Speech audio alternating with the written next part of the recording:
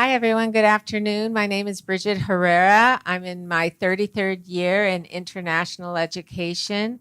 I'm currently at the American International School of Dhaka, Bangladesh. And prior to that, I've worked at schools in Brazil, Ecuador, Peru, and Mexico. It's great to be here with you today. And hi, I'm Frida Dietrich. I have been working in education as long as dear Bridget here. She's one of my great colleagues. I have worked in Cairo, Egypt, in Singapore, in Amsterdam, the United States, and now I'm currently at the American Embassy School here in Delhi. Wonderful. So we want to know more about you. Just by a show of hands, if you could just let us know how many of you are working in the college and career counseling function at your schools. All right, great. How many of you are serving in an administrative role at your school, head of school, principal? Great. Other organizations present with us today? College or universities? Great. Well, I think you are who we geared this presentation toward, and I think we're going to have valuable conversation and dialogue between the college counselors in the room and the principals and heads of school as we contemplate kind of what it means to have a structure to college counseling, a framework for building college counseling program at our schools. And then we're going to introduce, and as one of the conference themes based on the opening is to get you up and moving, we're going to ask for some audience participation for an exercise that we're going to demonstrate as something that you can use with your students and families. So my first session today, I attended Ganesh's opening about the IC3 Institute and the counseling laboratory. And he stressed 3 points: humility in college counseling, the recognition that we don't have all the answers, but we have resources and structures in place to help us find those answers. He stressed that counseling is about what to study, where to study, and how to make that happen. And so what we're going to talk about today is kind of the framework you need, the structure you need so that you can accomplish those 3 things. And that also it's a long-term commitment, that it can't just happen 12th year when a student wants to apply. It is a long-term commitment that starts, as we'll show, as early as elementary school. But it's something to create a culture, a college-going culture, which is really something NACA has been behind since its foundation. How many of you are working toward kind of building a more robust, well-structured, well-thought-out college counseling program or curriculum? Great. So am I, and I've been doing it for 33 years. And you know what? That's one of the things we talked about as we were preparing for this session, that what does it mean to have a curriculum? And we'll debate that a little bit and talk about that a bit. But what we're really looking at today will be kind of a series of exercises, programs, well thought out, plan over the years that comprise kind of a college counseling curriculum. And this is going to look different at every school. And as Bridget shares, she's still trying to figure that out, but we're going to work through it together. So a little bit about NACA. As I mentioned, I think what NACA went through 80 years ago, and probably more recently in the last 30 to 40 years, is that we have professionalized college counseling within the United States. So we are a professional membership organization, non-governmental, nonprofit organization that provides knowledge, creates opportunities for network sharing, and probably most fundamental and important to our organization is our code of ethics. So our organization was founded on a code of ethics that creates the highest set of standards and professional practices for college and admission counseling.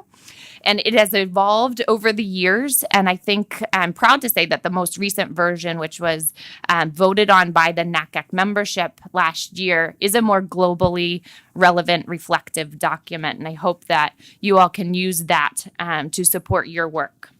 We also have 23 state, regional, and an international affiliate organization, which helps NACAC to reach a broader membership and professionals at a local level. So it kind of brings what is happening at a national, we do a lot of federal advocacy, for example, down to a local level. Our international ACAC is one of our largest organizations with 3,000 members, and happy to share more about how you may get involved with NACA or with our international affiliate. Who are NACAC members? We are an organization of more than 15,000 professionals, college counselors, school-based as well as independent, admission and enrollment management professionals at colleges and universities, community-based organizations that serve in a function to support students through a college-going process that may not have that capacity at their school, as well as organizations such as Common App, such as College Board, ACT, that fit with the mission of and the process of going to college. And so together, we serve this professional function within the U.S. and increasingly internationally. So I mentioned that we were founded in 1937, but it was not until the 1980s where NACAC really took an assertive posture in terms of the professionalization of college and career counseling and admission counseling. And that's because that the association and the members of the association at that time saw a gap in the education, training, and resources for college counselors and admission professionals. And so NACAC started to engage more deeply in providing resources as the IC3 movement is doing here now. One of the things that I wanted to take the time to talk about today is that I think there's a perception, and I'd say a misperception, that the U.S. gets it right with college counseling. But there's a great divide. I attended a large public high school. I was one of 800 graduating seniors, and in that context, it probably doesn't seem that large. But I saw my college counselor once to get NCAA paperwork signed so that I could swim in college. And so this idea that the U.S. gets it right with regard to college counseling is not always the case. There are a lot of things that are done well, but we are constantly advocating for greater support for students who are going through the college transition process, getting more counselors at school to decrease the student to counselor ratio. And so these are issues that are global. They're not just Indian issues. They're not just Bangladeshi issues, they are global. And so I'm excited to be here today to kind of share in that dialogue. Again, we wear a lot of hats as college counselors and admission professionals, but today specifically as college counselors, you are maybe doing academic advising, you may be, as the case of many of the public counselors at U.S. schools, you may be doing a lot of social emotional counseling. You may be doing test coordination. How many of you wear many of those hats? So how do you make it work, and how do you really find time to focus in on college counseling? How do you make sure that that piece of your job is respected and reflected in the support and the resources that you have available to you? This is just a graph to show the difference in private versus public schools in the U.S. As to where time is spent. And you can see that at private schools in the U.S., 31% of time is spent on college counseling. And in public schools, it's almost 20%. But just to show some of that difference in responsibility, and some of you may experience that. I'm sure each of our schools will vary in that slightly depending on capacity and resources. So NACAC wanted to make sure that college counseling was a particularly prominent focus of a counselor's job. And so it again, I mentioned back in the 80s, that's when they really started taking the time to offer education, training, professional conferences, resources, because data show that access to a college counselor is critically important to their success and access to college and university. So based on a nationally representative, and again, this is in the U.S. context, but I think it has relevance globally, from a longitudinal study of more than 20,000 students, the Department of Education has been following since 2009 this group of students to see what's going on. And NACAC hones in on the data particular to college counseling. And so these are just a few of the takeaways that we choose to pull out and advocate on behalf of.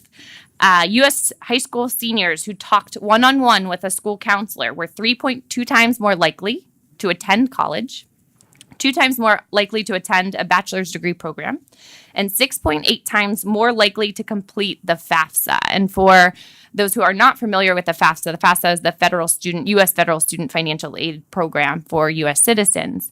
And to kind of take that and extrapolate that, I think having these conversations about either need or merit-based scholarships is pertinent to this conversation. You all hold that information or have access to finding out that information that can assist students in access to college and universities. So other key factors really speak to the fact of early engagement, family and guardian engagement in the process, the influence of peers in the process. And I think if you take a step back, it is really what, again, this conference is about, is creating that college-going culture, that ethos at our schools, that this is important, that the roles that you serve in your capacity to support and educate students and families along this process is critically important. And so I hope that you can take some of this data to help make the case and support that at your schools. So now I'll turn to Bridget to talk a bit about our resource. Thank you. Before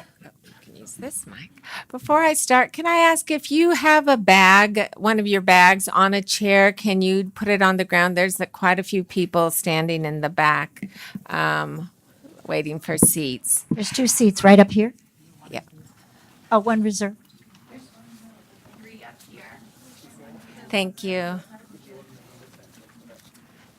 There's some more seats here if you want to come and scoot on in, make yourself comfortable. Well, I'll go ahead and continue.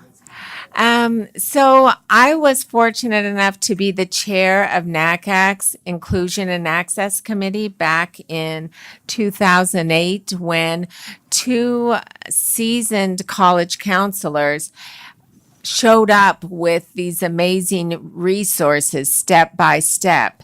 And the whole idea was to help make our job easier and allow schools that didn't have a lot of resources and a lot of time to start to build that college-going culture that Lindsay has been talking about.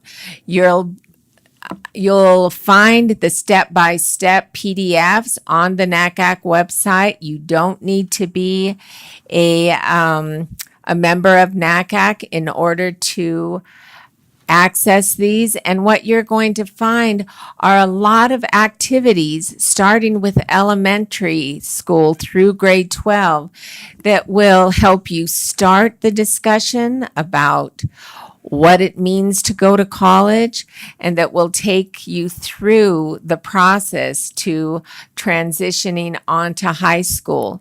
So it's true, the activities might seem U.S. focused, but we're creative. We can find ways to adapt it to the communities we're working with. And in fact, we can find ways to adapt the activities to looking at educational institutions outside of the U.S. All of us here are most likely working with students who are looking to numerous educational systems. But the step-by-step program is really helpful in that sometimes in the later years it may take a counselor with a lot of expertise to do it. But at the younger years, you can also look to your classroom teachers to help you. And the sooner we start talking with children about going to college, thinking about what they want to be when they grow up, we start to motivate them. They start to think, oh, I want that. What do I have to do? And these activities help them see the steps they need to take. What classes do they have to have?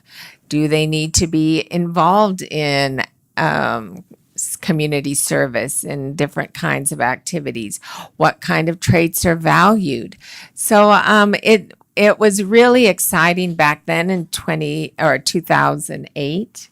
I can't remember back that far, but it was, and the plan was that we would go out to communities, especially under resource communities, to start to work with counselors and school districts on how to use the resource. And I'm glad to see that it was revised in 2017.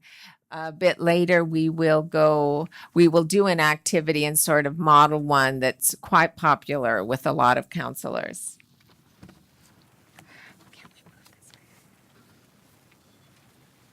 So the idea being around steps and this idea of a curriculum is that you could really take the steps resource and run lessons on a weekly basis. I think Ganesh had said dedicate 40 minutes a week to this process. So you could take, if you wanted to, if you could, from 6th to 12th grade, run a weekly lesson based on exercises provided in this book to create a fairly robust college counseling program. And like Bridget said, in just a few minutes, we're going to be going over one of those exercises just to demonstrate its utility in counseling with students and families. But before we do that, the secret 5 steps, no, they aren't really secret. We also are taking a trend, I guess, and a theme from the conference that has been woven out, the 5 W's that our keynote speaker used just a bit ago, to talk about the who, what, when, where, why, and how of college counseling. And so I'm going to present kind of the overarching kind of step and considerations when thinking about implementing a college counseling program. And then Bridget and Frida are going to give you the real inside scoop about how that actually plays out in reality. So the first is who. So who are you going to be delivering this college counseling curriculum to? Is it going to be students? Is it going to be parents? And by whom? You all are here as designated college counselors, college and career counselors on your campuses. Are you going to also be supported by teachers, by administrators? As a principal, are you also, in a way, serving as a function? So who is it going to be delivered to and by whom are what kind of the first overarching step is that schools have to figure out. Bridget or Frida? And so I'm at the American Embassy School here in Delhi. And at my school, the basic focus is obviously primarily on students, but the parents are also a large component of it, where we do quite a few seminar sessions for parents on numerous topics, because our families come from quite a few different countries, and many times they're not familiar with terminology, even though 68% of our student population do find themselves in the United States. But still, when we're doing university, and at my school, we're sort of banned from using the word college because there's often confusion in different countries that the word college can mean one thing, and so we are using only the word university. So I apologize if I don't use the word college. That's okay. My brain is trained a certain way today. But the fact of the matter is we have a lot of different components, one of which, again, is students at different grade levels, and I think we'll talk about that in a few minutes. But that parents. But I think a missing link many times are the teachers. We assume because teachers have university degrees and maybe a lot of years of experience that they really understand college counseling, university counseling.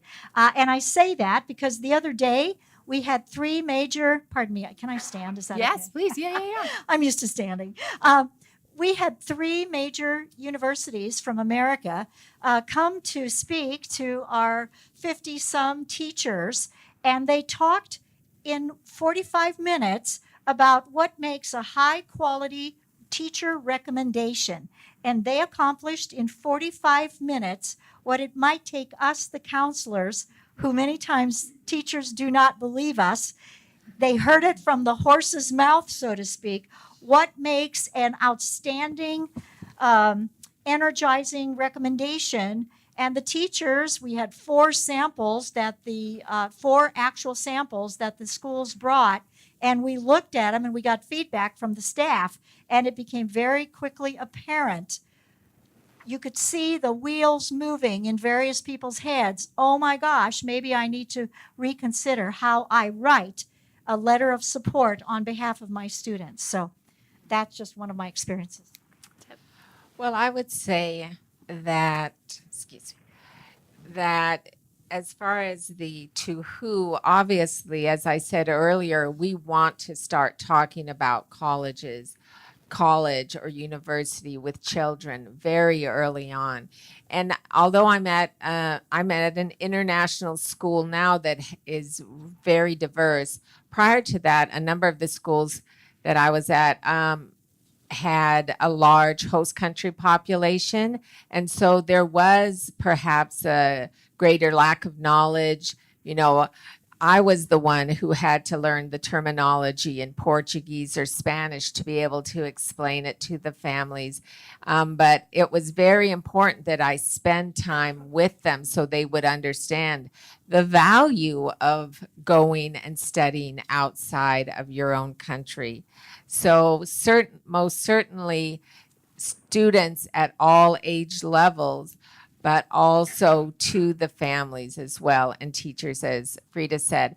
The other thing is by talking to all of them and you being the expert, I believe it helps clarify too in the room who is the expert, because I often feel that anyone who's been to college thinks they know, how to get in.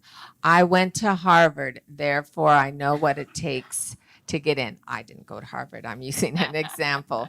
But I'm sure some of you find that many people who have gone especially to prestigious universities think they understand it all. And those of us who have been doing it for a while know things have changed. So I like to always be present, even if we might have other people helping us. Great. Yeah. So I will, while we're still on this topic of who, I think a major part, and it was alluded to in each of your tips, but how do you set the expectations for engagement? How do you make it clear that parents should be involved, and to what extent, perhaps? Well, at my school, we don't have any difficulty getting parents involved. In fact, we do workshops on how to get parents to chill out. Take a trip to Bali if need be. If it's preventing you from your son from writing their essay, just back off and do something else. I'm happy to say I don't have that problem. I think we're a little more chill in DACA. I guess, how do you set the expectation? And is it when students come into your school? Is that part of the onboarding process? How is it set? I think at this particular school, it is part of the culture already. In some of my previous schools, it was something that you had to be out talking about a lot. And I will say that in my role as a college counselor, in getting to know my students very well, it means I'm at the activities they're participating in. And so I can sit by some parents at a basketball game or at the play or something like that and, just get little things in that way. It's not always the, evening program that they're going to come to that I get the work done. Absolutely, I concur absolutely with that. You learn so much when you're able to see a student outside the classroom doing an activity that they really love. I would say that at my school right now, the counseling department is very instrumental in meeting that student right after they've been admitted, and probably at your school as well. But that's where we also, as a department, explain the role of what we do, because many times we have families coming from different systems that are completely unaware of what a counselor, or even if it's more of a careers advisor kind of a job description, they're unaware of exactly what we do. And so that's where we take a few minutes initially to explain, here's what we do typically in grade 9, just briefly overview, grade 10, grade 11, and then voila, in grade 12, that's when we really get serious to talk about the college admission process. Wonderful. So we'll move on to the next consideration, which is when. Deciding when this instruction and the actual counseling will take place. You need to think about frequency. We talked about, is it once a week? Is it once a period? Is it once a month? How will you set aside that time? And then the time of day, if we're talking about family engagement that works best. Is it before school? Is it after school? And how do you think through some of that and work through some of the logistical considerations with your school? Well, it's a struggle. I tell you, because we're at schools where so much is going on. And so finding that kind of time to meet with students is difficult. We do have an advisory period that meets 4 times a week, 30 minutes per session. That's not a lot of time. And the counselor has 1 period for advisory type activities when we want to also cover things like wellness and all. So I'm looking for a lot of different opportunities, trying to be creative with my time. We have some late start Tuesdays where I might have some early morning workshops. Of course, weekend workshops take place when students are actually in the application process. And for parents, it's more than likely a coffee morning or an evening meeting. And again, deciding when, I think that a school many times has to formulate fairly early what are our groups that we're attempting to serve. And at our school, it would be grade 9, grade 10, grade 11, grade 12. And that we have to say what is the timetable of those individual students. And luckily at our school, each student has an 85-minute study period. And so we are starting next week at our school working with grade 9. And the key components of the seminar, the short seminars that we do, are going to be focusing on transition. What does it take to transition from that middle school area to the high school? And after that series of, I believe, 8 sessions, we are actually then moving to, I believe, 10th grade. And somewhere the seniors, the grade 12, come in. And for 10th grade, one of our focuses this year is going to be on careers. And I guess if we're thinking about middle school, they have more flexibility. And I'm happy to say that, at our school, the middle school counselors do have a fair amount of experience, with some of the career type counseling as well. But middle school is another great place to really get things started where, academics are a little less stressful. There's a little more time to spend on these important activities. I want to mention one of the key things, though, because I have worked for 13 years at Singapore American School, where families seem to think that we need to be doing SAT prep in 6th grade because they are doing that in somewhere in New York City or Texas. We have to many times, and during our 9th grade seminars, that we are trying to communicate with families the purpose of why we're meeting with students. Part of it is to get to know yourself, for goodness sakes. Try to be who you really are, and that we're not trying to manufacture you as some future robot for Harvard. And I'm sorry if I sound a little bit cynical, but trust me that the fact that there are some developmental needs of students of a typical, I have a 13-year-old grade 9 student. I have a 15-year-old grade 9 student. Developmentally, there are some things we need to pay attention to, and that it's not just about in grade 9, how can I start thinking of my essay for Harvard? There's some things, and I use that again cynically, but I, honest to God, every day, literally have families come to me and talk about that. What am I doing with grade 9 on that issue? And we try to slow the process down just a little bit. So I think, as we've heard, there's a delicate balance, again, between introducing, right? There's an appropriate topic of conversation per level. And I think the step-by-step resource helps to walk you through that, what's appropriate to introduce at the elementary, at the middle, at the lower high school and upper high school stages. And so I think that is really critical. And so how is this counseling going to be delivered? Typically, we'll see a mix of one-on-one, of student and parent, individual parent, large group, small group counseling. Depends on a lot of factors at your school. But Bridget and Frida, can you tell us a bit about some of your experiences and what has worked and been most effective? All of the above.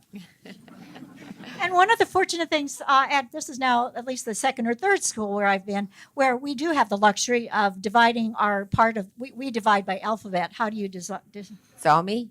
Okay, I'm I through O. Okay, we have the luxury of working with small groups. Like I many times have 6 people in my office, and we really kind of develop a little community because we will all share the same study period. But then we also have at my school the luxury of meeting one-on-one with students whenever they want to come in through lunch or whatever. I would have to say that also, though, one of the biggest bonuses, and I believe your school is visited by university representatives as well, we use the expertise of university representatives a lot. There are so many skills that those individuals have that, you know, it just makes my head spin that if you're not taking advantage of any representatives that show up at your school, I think that could be something to consider. Right. So our fourth step, where space could be at a premium. Where is this being delivered? And if, again, going who you're trying to engage, how long you're trying to engage them, in what capacity, small group, large group, individual, does your institution, does your school have the capacity for that variety of model? And how are you going to secure that space if you don't have dedicated counseling space? I think it makes a big difference. Once you get a curriculum or some kind of a structure in order, I think you can then go to your principal, your director, and you can really state a case. Well, I've got these plans. How can I successfully implement those plans if I don't have a place to do it in, beside the storeroom? And I would say if you have a library, that's always a really great environment. If there is a conference room that you might be able to use, or one teacher has a particularly pleasant classroom, you might commandeer that. Any place you can sit students in a circle probably is good enough, right? When the rapport is there, I think it doesn't matter where you are. Great.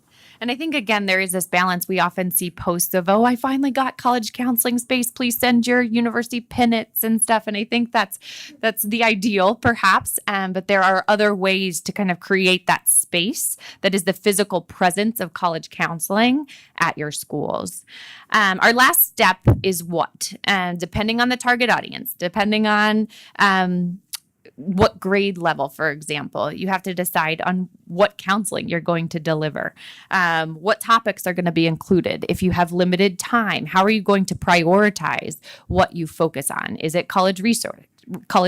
Is it college essays?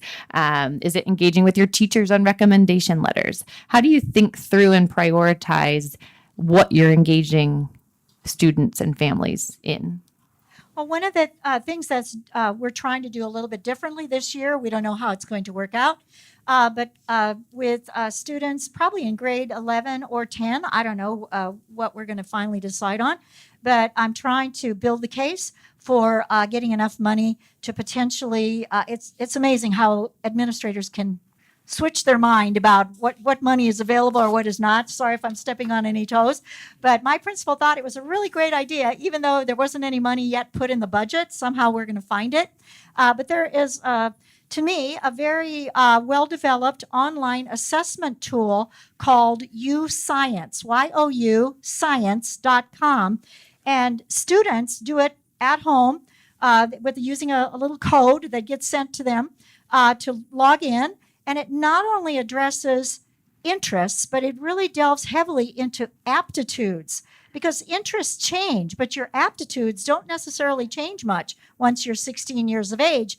And the students get an amazing result, a bunch of material, and counselors have a special discussion guide that you can help students sort through this. So that if somebody's thinking about being an engineer, but yet their aptitude in some of the visualization and activities that they ask you to go through, if those aren't matching, there might be a really good case for having a deep discussion about this. And what's good is that your results, the students' results, stay online for 10 years.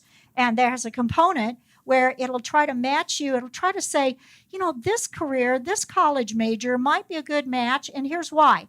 Your aptitude was really strong in this area. Your aptitude was not so strong in this area. And so I believe we're going to be experimenting with this, and primarily because the developers, I know one of the developers, they want to see how does it work with an expat population.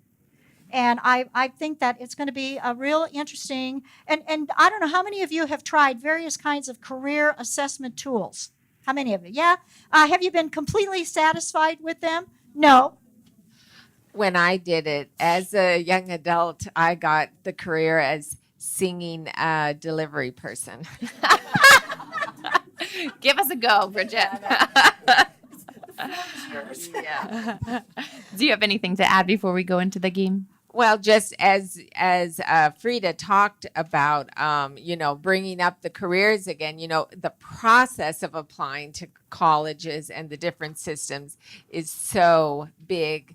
Then you think about, the whole career piece. And of course, for students doing A levels, doing IB and all, there's all of that course choice before. And by God, if you decide as a senior you want to apply for engineering to the UK, you'd better have those right classes in your repertoire. So it really does take a lot of planning, a lot of scrambling. I'm always wondering if I've covered all the topics. I think scrambling is our middle name. Yes.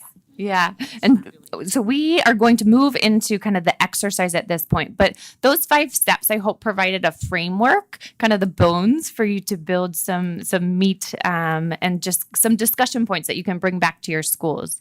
So and I would just like to say very quickly one other thing, that if you're in a city where there are a number of college counselors at different schools, collaborate. I am really fortunate to work with a team of counselors in the city of NACA, and we're trying to promote different programs when colleges come to town and learn from each other. And I think that is another great way. So if you don't feel comfortable presenting on everything, maybe you have a day that brings, students from multiple schools together.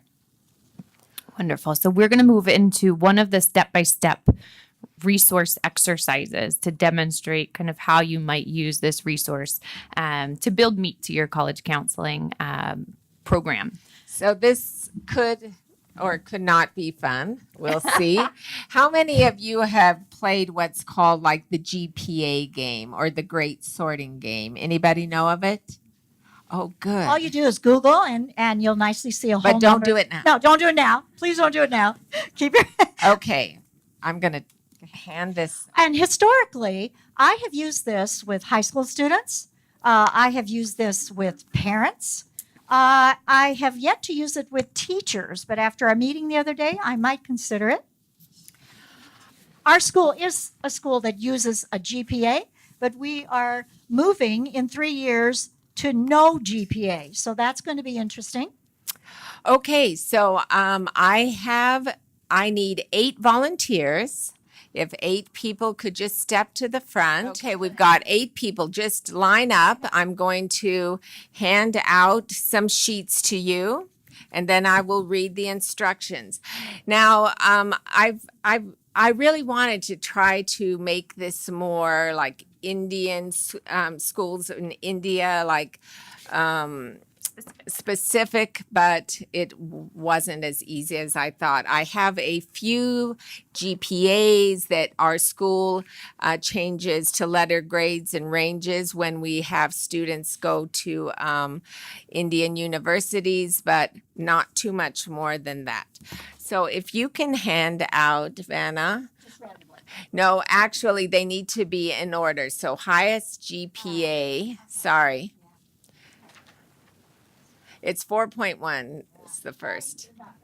Yeah, I know, that's my fault. This game always gets a little messy. Now. Give it randomly, they will adjust themselves.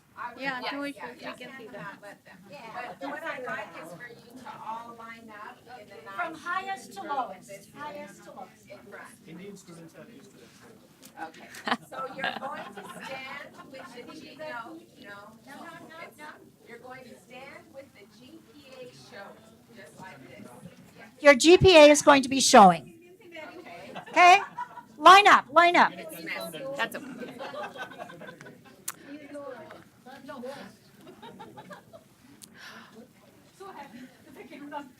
And let me just say to the volunteers, now, I know you're going to get tired, but you see, I'm gonna have to type this.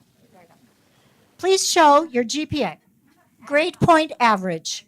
Step on up, and everyone, you'll see on the back, there are statements.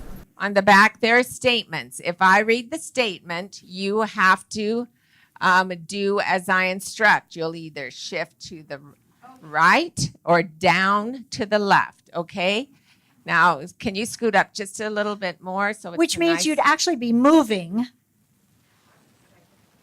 People Hold your need to grade, see hold your these. GPA up. All right. So the whole idea of this is for you to understand GPAs and how they are used perhaps or how they might affect admissions, but also other factors, okay?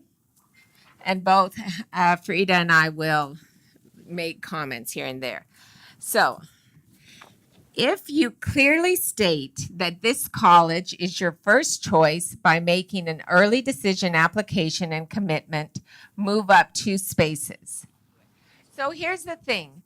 We all know, and this is how I use it with students and with parents. It's a way of educating them about the process. So when I say early decision, there might be people who say, oh, what is that?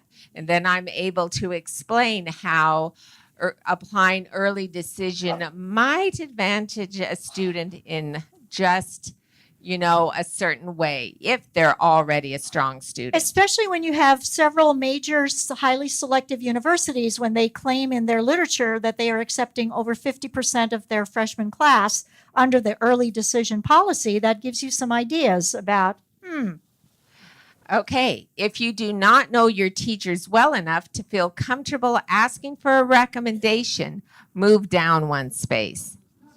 Down is that way. Oh. You're already at the lowest. So we want to impress upon students that their relationship and the way they carry themselves and participate in class is very important because we know in certain systems they will have to ask teachers for a recommendation. If you have participated in international physics competitions and won an award, move up 2 spaces. move up 2 spaces. So look here, we see a student with a somewhat lower GPA, perhaps, but maybe a passion for physics, who has done something fairly impressive.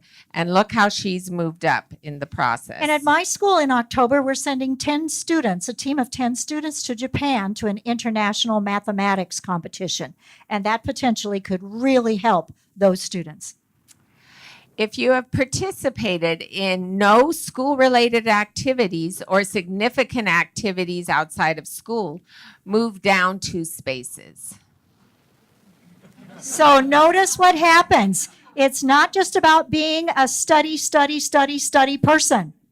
Now, we're talking about activities. He may actually be caring for siblings at home, and that's something certainly relevant. But we also know that colleges want students who are doing something, not just protecting a GPA. If you have taken an exceptionally strong academic program, move up 2 spaces. Very good. So the GPA may not be that strong, but he's pushing himself. Now, for a lot of our students, they may not have much of a choice, but you know, of course, even within the IB, when we've got those kids in HL Math and HL Physics and HL Chem, we know that they are pushing it as hard as they can. If you have consistently been part of your school's band or choir program, move up 1 space. And from university to university, it can really vary how they view the fine arts. And usually when you hear a representative talking at your school, you do get a sense of like, oh, that is really of interest to our school.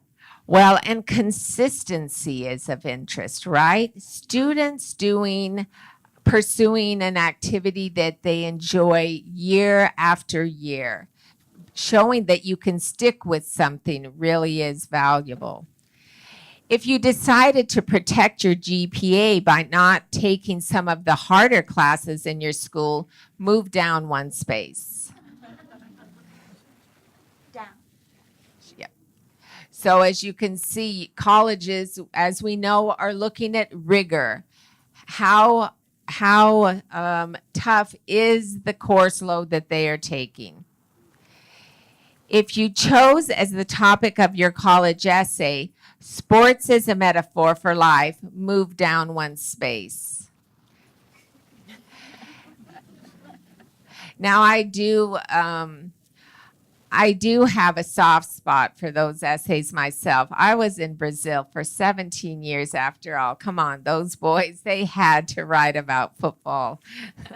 But I've heard many a college, rep talk about that and how they say, oh no, not another sports essay. I'm sorry, I'm doing this without my glasses. I should just wear them, but if you are a legacy at the college to which you are applying, move up 2 spaces. So again, the term legacy is one of those terminologies that some families don't quite understand at first, but that is a very complex component in some private universities. I didn't finish my statement. The term legacy, as it's used in university admission in the United States, is where they consider whether or not the mother or father has graduated, typically undergraduate level, not MBA, not master's degree, from that particular university that the student is applying to.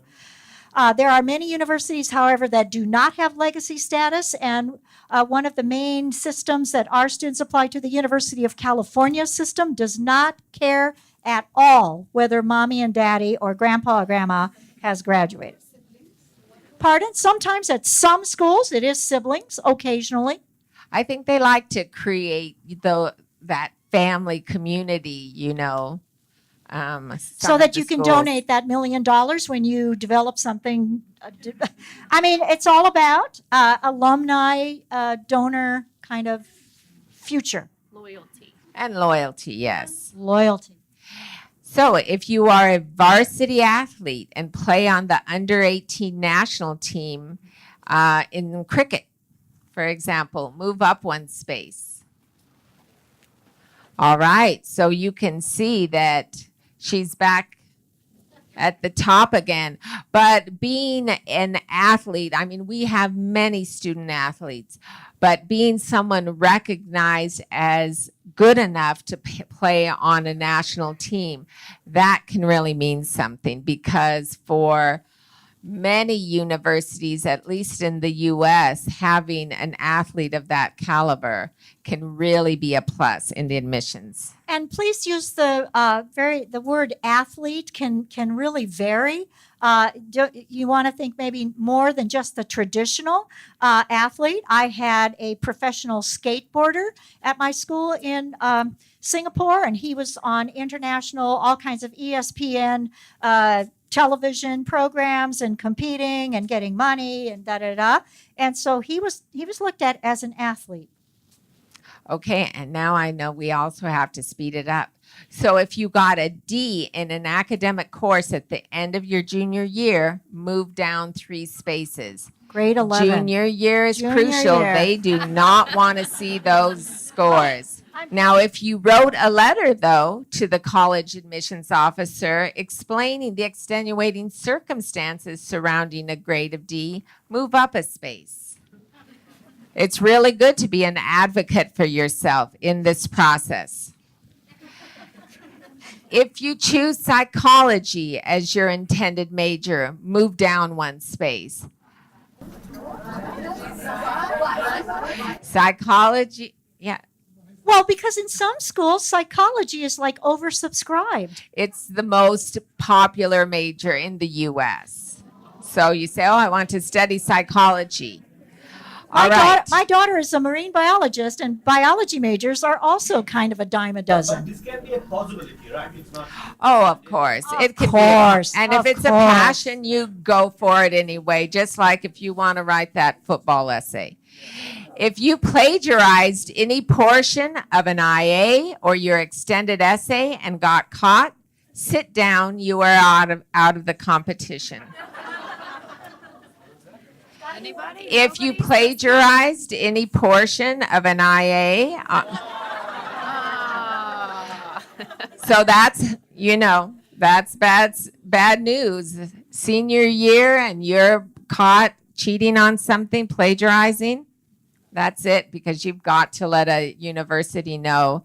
And in most cases, they're not going to see those extenuating circumstances. If you wrote the essay of the year, the one being passed around admissions offices for everyone to read, move up 2 spaces. Should I move? Oh, is that you? Oh. You're out of the game. You're out of the game. That was a secretarial mistake, mine. Sorry, just stay there. Anyway, that's pretty exciting when I get a message from a college admissions person saying that essay of so-and-so was amazing. It's only happened once in my life. Oh. If you have participated in a significant community service project, move up a space. We know how important service is. If you chose Greek as your intended major, move up 1 space. So imagine how that makes you stand out. I'm a Bangladeshi who wants to study Greek history. That's going to make you stand out for sure. If you have taken an exceptionally strong academic program, move up 2 spaces. I think we've made that point clear. If when you typed your college essay, you forgot to change the name of the college to which you are applying, move down 3 spaces. That's sending it to Princeton when you say, oh, I want to study so badly at Stanford. It happens at least once a year. If you will be the first in your family to attend college, move up 1 space. That's called a first-generation college goer, and universities are very keen on welcoming students to their community who are prepared for college but don't come from the culture of a college-going family.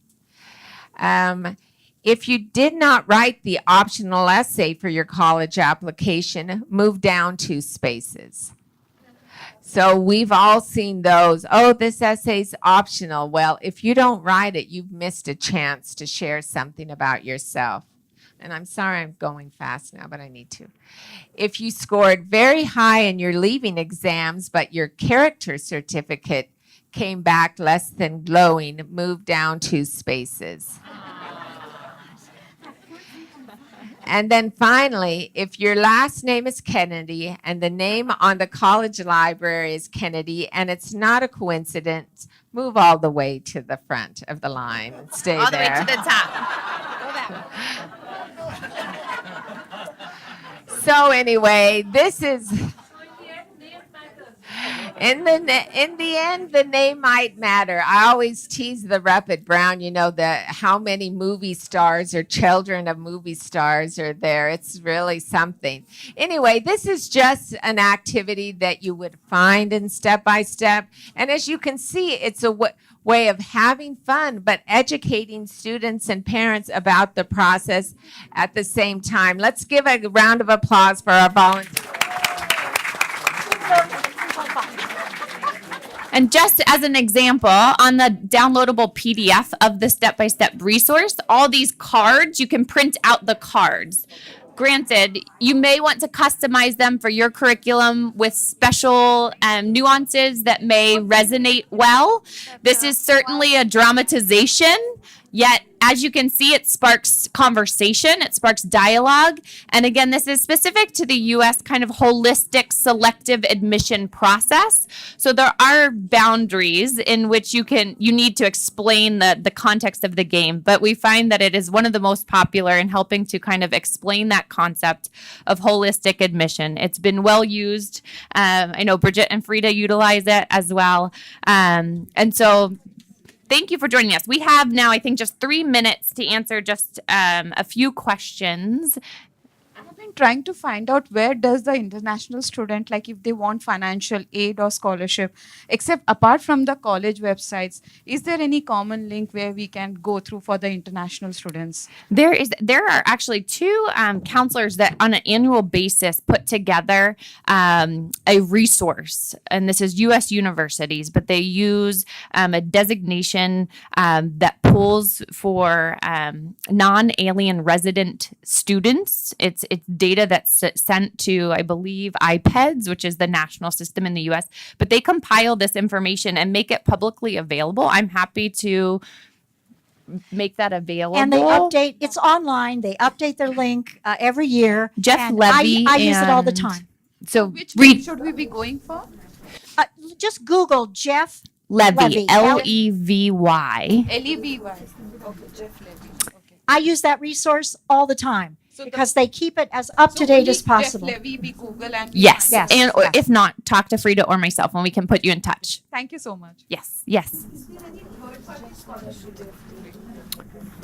Do you guys want to talk third-party scholarship sites? I think there are a number of them, of course. I mean, we hear all the time, oh, there are millions of dollars not being awarded to students. But really, the majority of the money, if a student truly needs financial aid, is going to come from the institution, at least in the U.S. That's the country that has the abundance of aid, with the exception of, a few of the international universities, like Yale NUS, NYU Abu Dhabi, Jacobs in Germany, that all have financial aid. But when you're in need of a lot of money, it's usually the institution that is going to have that. So I don't know how worthwhile it is to spend time weeding through hundreds of those kind of third-party scholarships that very often aren't for international students at the end of the day. And I had a mother one year who quit her job at a bank so that she could do private or she could do her own scholarship search. And I think it generated, after 9 months of investigation for her son, it generated $3,000 some. And so I'm just like, what's the trade-off on that? Because those third party, and by that I mean there's big books like this that you can buy at Borders or wherever, and whatever big bookstore, and they claim to have all this scholarship money. Much of that money just doesn't go to the kind of students that we want. It's the institution where your student is applying. We'll take one more question in the back. The 5 steps when it comes to what, depending on target audience, decide what topics to be covered. You'll also target skills, right? What skills to be covered? Because once the skills are developed, then you don't have to worry if a 9th grader is asking for, to be what to do for Harvard. It is better that the skills are. That's a good point. So, she's talked about targeting the skills, and then with those, when you're talking at the younger grades, they understand the kind of skills they need to be able to take that rigorous course load, to get into those more selective universities, let's say.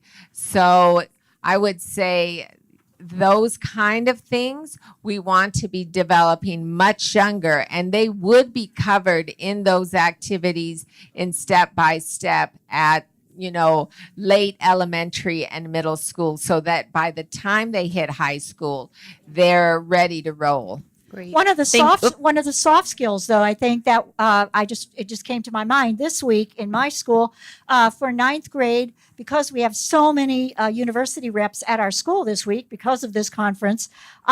We are looking at, what do you do when you walk up to a stranger? How do you proceed to shake hands? Right? It's and many times families teach this at home, but many times they don't. And eye contact, and how do you talk about yourself when you meet a new person? Great. That's So a soft mix of skill. skills and topics. And sorry, we are over time, and I don't want to keep us from their fair. Well, sorry, I don't want to keep. You mentioned that you use the skills of the university representative. So my question is that how do you know about their skills and how do you use those skills? Years of experience. That's all I can tell you. Connections, though, at conferences like connections. these, and Connections. requests. Just put an ask out there. Could you come and present on your best college essay? Put it out there, and people are receptive to that. I want to thank Frida and Bridget. I want to thank you all for participating. Hands-on session.